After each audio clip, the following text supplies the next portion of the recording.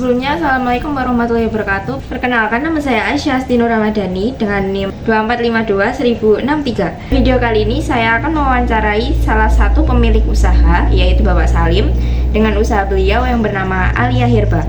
Alia Herba adalah salah satu toko obat herbal yang terletak di Jalan DR Sutomo, Gayan, Kecamatan Sukoharjo, Kabupaten Sukoharjo, atau alamat yang sering dikenali yaitu Perung Korpri, Blok 21C, Gayam, Sukoharjo. Kalau boleh tahu, bagaimana perjalanan Bapak sampai bisa berkembang seperti saat ini usahanya? Mulai merintis usaha semenjak tahun 2000-an, tapi saat itu sebagai seorang sales. Jadi awalnya dulu nyales donat, nyales makneng. Nah, sambil nyales itu mulai jualan herbal, kemudian buka toko. Seperti itu. Saat itu saya sudah nikah. Saya masih kuliah. Sampai akhirnya ya buka toko, kemudian tambah lagi toko, kemudian mulai produksi. Bagaimana sih cara Bapak mengadaptasi atau menyesuaikan strategi usaha Bapak di tengah perubahan pasar dan tren yang serba cepat saat ini? Kalau itu kita memang di usaha itu harus melihat perkembangan. Jadi tidak boleh seseorang itu berusaha untuk melawan pasar. Jadi arah pasarnya kemana, kita itu ikut. Bisanya orang kalau berusaha itu menumpangi, bonceng saja gitu. Jadi ya lihat tren. Jadi kalau misalkan zaman COVID ya, COVID itu kan memang trennya orang tidak bepergian keluar rumah, maka kita ya jualan dengan online gitu. Terus kebutuhan saat itu yang dicari apa? Oh, kebanyakan adalah di herbal, makanya kita main di herbal. Terus untuk usaha yang lain, misalkan kayak ada donat, itu kan bukan kebutuhan pokok ya, yang udah itu beberapa kita tutup gitu.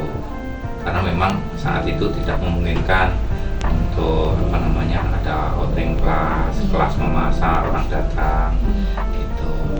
Ya harus menyesuaikan gitu dengan perkembangan zaman, walaupun itu memang tidak mudah. Apalagi kalau sekarang kayak anak-anak itu trennya, kalau kamu mesti sukanya TikTok gitu ya. Nah saya kalau orang udah tua ya mesti mainnya di Facebook gitu. Tapi mau nggak mau ya kita harus ikut. Gimana cara ikutnya? Kita merekrut orang yang masih muda-muda. Nah, di sini kan kamu lihat itu ya masih ada yang muda-muda. Jadi dia tahu TikTok, tahu IG gitu. Terus bagaimana cara Bapak mengelola pembagian kerja dan wewenang di antara tim manajemen dan karyawan? Membaginya itu ya di sini dibagi di 4 pilar. Jadi ada bagian HR, human resource, jadi bagian ngurusi orang itu ada sendiri. Kemudian ada bagian keuangan, finance, kemudian ada bagian marketing, kemudian ada bagian operasional. Di setiap posisi ini ya ada yang memimpin, itu memimpin satu orang gitu. Dan dia nanti bertanggung jawab dengan staf-staf di bawahnya gitu. Terus proses perizinan apa saja yang Bapak lalui untuk mencapai skala perusahaan hingga saat ini seperti itu? Perizinan itu sebenarnya standar ya. Yang agak butuh waktu lama itu perizinan untuk produk. Jadi kalau kita mau mengeluarkan satu produk, misalkan ini ada kapsul ikan kutuk, ya itu kita kan harus mengajukannya ke Balai POM. Nah, di Balai POM itu ya harus memenuhi syarat, mulai dari labnya, kemudian nanti mengunggah data-data yang dibutuhkan itu biasanya butuh waktu sekitar 6 bulan untuk keluar satu izin gitu. Tapi memang sebelum mengajukan itu yang cukup lama proses itu adalah mengajukan satu tempat itu bisa dijadikan tempat untuk produksi sehingga didapat izin dari Balai POM.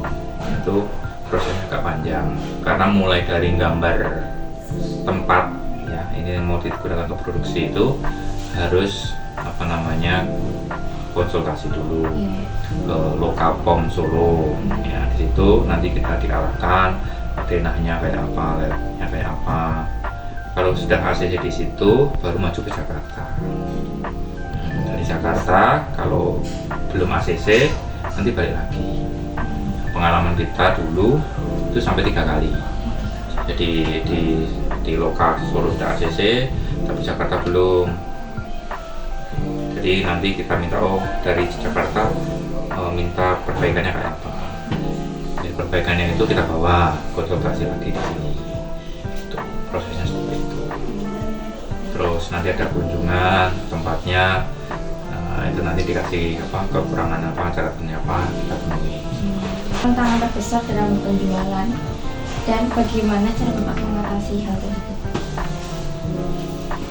Tantangan dalam penjualan. Tantangan dalam penjualan itu yang selama ini terjadi itu karena kita ini membuat produk terlebih dahulu, tidak melihat kebutuhan market.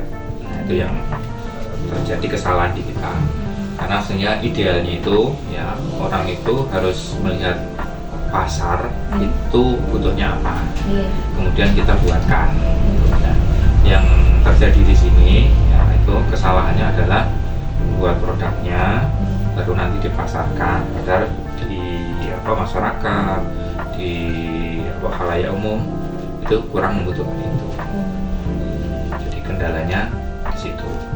Nah, maka yang hari ini kita lakukan itu adalah melakukan survei kebutuhan masyarakat itu sebenarnya apa. Itu mulai dari ukuran produk apa yang dibutuhkan. Untuk produk itu kan ada masa batas waktunya ya, ada expirednya.